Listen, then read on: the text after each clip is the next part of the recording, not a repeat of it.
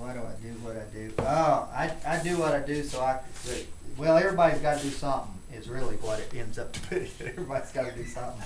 And I figured since I had to do something, then it was going to be something that I liked and where I could stay at home. So the main thing was, how can you stay at home? How can you stay at home and make a living? And then I discovered a couple of tools. One of the tools that I discovered, the main one, was the draw knife. And I say I discovered, people have been using this for centuries and still continue to use it, but I didn't know about it. And this is the tool that makes most of the chair right here. And it's so simple. And so I buy logs, I split the log up, and I whittle it down with this, and then I carve a seat like I'm doing over here, and I put it all together, and it makes the chair like one of these that's hanging up there somewhere, like that little high chair up there. In fact, that's about what I'm making right now, that little high chair. And it just made sense to me. I didn't have any money. I didn't have any money to buy tools, so I needed something with the simplest,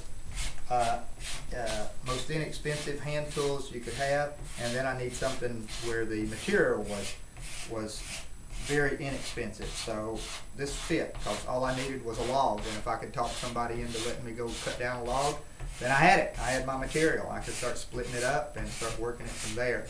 And so this relationship of labor intensive that most people kind of try to get away from with their business seemed to make sense to me.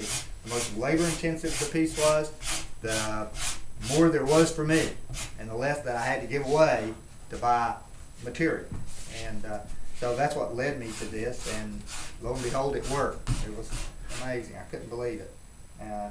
So 25 years later, I still come down to this little shop, and I work during the day here, and sometimes I have a student come make something with me, like Clay over here, so I don't go stir crazy by myself. So I have somebody I can tell stories to and listen to their stories to. That's what it's all about. The income's kind of secondary that I get for it, not really, but it helps out. It helps out, but the stories are primary. And then I go about 3 weeks by myself, and then another student comes in, and they make a chair with me, and we just keep going on like that. And, it's a nice, easy life. I try to keep it to Monday through Friday. I try to work normal. I work about 7 o'clock in the morning to 6 o'clock in the evening, but typically I take 2 hours for lunch. I try to get a nap every day, although today you were visiting, so I didn't want to make you feel bad that you were getting me out of my nap. But I'm dragging a little bit right now because I didn't have it. Well, I'm sorry. But, so that's my typical day, and try to garden the rest of the time out in the yard. So I don't go very far.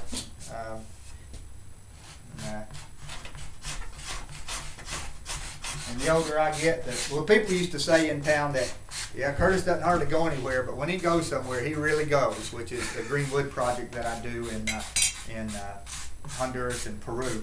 But now that's even getting to where I'd rather just stay right here. So,